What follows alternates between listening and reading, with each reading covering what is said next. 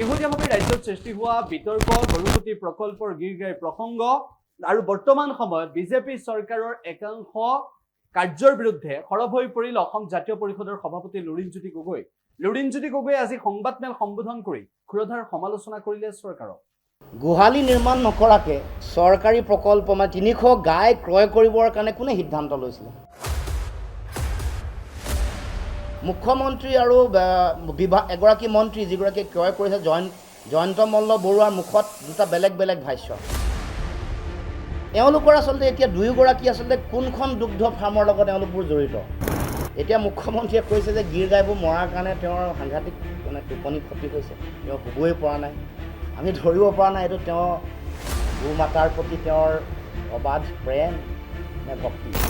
এগৰাকী উদ্যমী মহিলাই কাম কৰিছে, আমাৰ বিশ্বজিৎ ফুকনৰ এপেক্স বেংকে ঋণ দিছে, এইটো বেয়া পোৱা নাই। তেওঁৰ ছোৱালী পঢ়া শুনা কৰি আছে, পঢ়া শুনা কৰি থাকোঁতে 1.5 লাখ টকাকৈ দৰমহা পায়, সেইটোও বেয়া পোৱা নাই। ঘৰৰ লেঠা ঘৰতে মাৰিব লাগে। আজি সংবাদমেলৰ বিষয়টো হ'ল গৰু। শেহতীয়াকৈ গীৰ গাইৰ যিটো ব্যাপক কেলেংকাৰী বা গৰুখুটি প্ৰকল্প কেন্দ্ৰিক সমগ্ৰ কেলেংকাৰী, দুৰ্নীতি বা বিভিন্ন ধৰণৰ মুখ্যমন্ত্ৰী, এগৰাকী বিভাগীয় মন্ত্ৰী, তাৰপিছত সেই প্ৰকল্পৰ অধ্যক্ষৰ যি মন্তব্য আহিলে, তাৰপিছত আমি আমাৰ দলৰ তৰফৰ পৰা আমাৰ প্ৰতিক্ৰিয়া আৰু বিভিন্ন বিষয় উত্থাপন কৰিবলৈ আমি আজি সংবাদমেলৰ আয়োজন কৰিছোঁ। প্ৰথমে এই গৰুখুটি প্ৰকল্প নিৰ্মাণৰ বা আৰম্ভণিৰ এটা ঐতিহাসিক পটভূমি আছে। এই প্ৰকল্প যেতিয়াই আৰম্ভ কৰিলে, গৰুখুটি প্ৰকল্প আৰম্ভ কৰাৰ পাছতে মুখ্যমন্ত্ৰীয়ে বিধানসভাৰ মজিয়াত কৈছিল যে এই প্ৰকল্প অসমীয়া কৃষি অৰ্থনৈতিক স্বাৱলম্বিতাৰ মডেল প্ৰজেক্ট।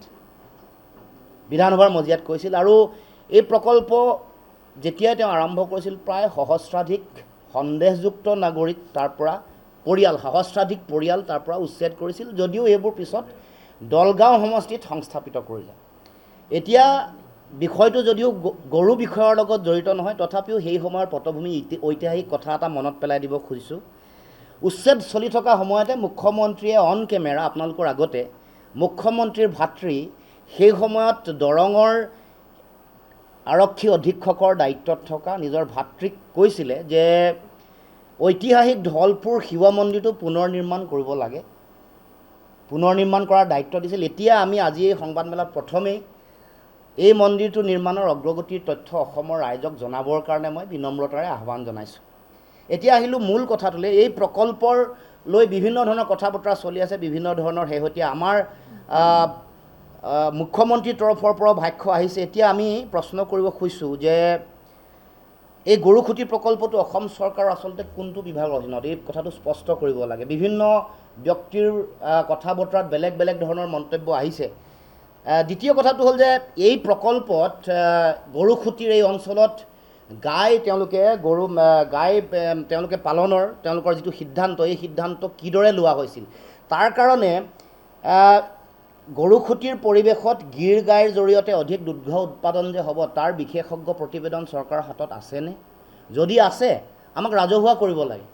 দ্বিতীয়তে, গৰুখুটিৰ যিটো পাৰিপাৰ্শ্বিকতা, এই পাৰিপাৰ্শ্বিকতা, এই পৰিৱেশত গীৰ গাই পালনৰ বাবে উপযুক্ত হয়নে নহয়, এখন বিশেষজ্ঞৰ প্ৰতিবেদনৰ প্ৰয়োজন। এইটো সাধাৰণতে প্ৰকল্প যেতিয়া আৰম্ভ কৰে এই প্ৰতিবেদন গ্ৰহণ কৰা হয়। আমি মুখ্যমন্ত্ৰী ডাঙৰীয়াক আহ্বান জনাইছোঁ যে সেইখন প্ৰতিবেদন, দুয়োখন প্ৰতিবেদন, ইয়াৰ পাৰিপাৰ্শ্বিকতাত গীৰ গাই পালন উপযুক্ত নে, সেই প্ৰতিবেদনখনো আমাক ৰাজহুৱা কৰিব লাগে। দ্বিতীয়তে, গীৰ গাই পালনৰ যোগেদি অধিক দুগ্ধ উৎপাদন হ'ব, সেই যি প্ৰতিবেদন লৈছিল, সেই প্ৰতিবেদন আমাক ৰাজহুৱা কৰিব লাগে, সাধাৰণতে কৰা হয়।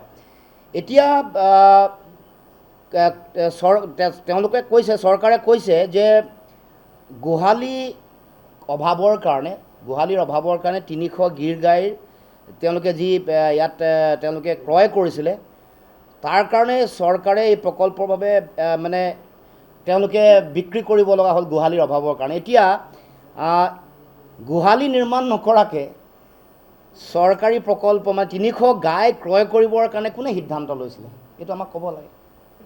গোহালি প্ৰস্তুত নোহোৱাকৈ, গোহালি নিৰ্মাণ সম্পূৰ্ণ নোহোৱাকৈ 300 গীৰ গাই ক্ৰয় কৰাৰ সিদ্ধান্ত কোনে ল'লে? চৰকাৰী কোন সংস্থা, কোন বিষয়া, মন্ত্ৰী আমাক এই কথা ৰাজহুৱা কৰিবৰ কাৰণে দাবী উত্থাপন কৰিছোঁ। এতিয়া 90জনী বেছি হোৱাৰ কাৰণে 90জনী গীৰ গাই জনপ্ৰতিনিধিক বেচিবৰ কাৰণে তেওঁলোকে সিদ্ধান্ত লৈছে। এই সিদ্ধান্ত আচলতে কেনেকৈ লোৱা হ'ল আমাক জনাব লাগে, কাৰণ সাধাৰণতে যিকোনো এটা সিদ্ধান্ত সপ্তাহৰ মূৰে মূৰে তেওঁলোকে কেবিনেট পাতি থাকে। ৰাস্তাৰ নতুন নামাকৰণ কৰিবৰ কাৰণেও কেবিনেটৰ সিদ্ধান্ত গ্ৰহণ কৰে। এই 90জনী গীৰ গাই জনপ্ৰতিনিধিক বেচিবলৈ লোৱা সিদ্ধান্ত কিয় কেবিনেটৰ মজিয়াত গ্ৰহণ কৰা নহ'ল, এই প্ৰশ্নও আমি উত্থাপন কৰিছোঁ। এতিয়া মুখ্যমন্ত্ৰী আৰু এগৰাকী মন্ত্ৰী যিগৰাকীয়ে ক্ৰয় কৰিছে জয়ন্ত মল্ল বৰুৱাৰ মুখত দুটা বেলেগ বেলেগ ভাষ্য।